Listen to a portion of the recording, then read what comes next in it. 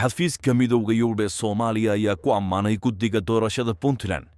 iyo shacabka Puntlandba doorashadii gobayaasha deegaanka ee ka dhacday degmooyinka Garowe, Dangoroyo iyo Godob Jiiraan oo lagu soo dhammaystiray doorashooyinkii qof iyo cod ee ka dhacay dhammaan degmooyinka iyo gobollada Puntland.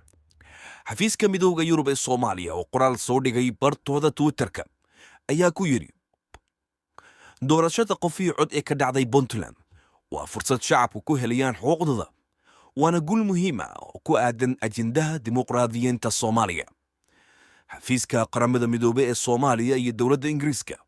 ayaa horay hambalyo iyo bogaadin u diray shacabka Puntland sida wanaagsan ay ugu qabsoontay doorashooyinkii hal qof iyo hal cod ee ka dhacay degmooyinkii Harsamaa ee Garowe, Dangoroyo iyo Godob Jiiraan ee gobolka Nugaal. guushan weyn ayaa ka dhigaysa Puntland maamul goboleed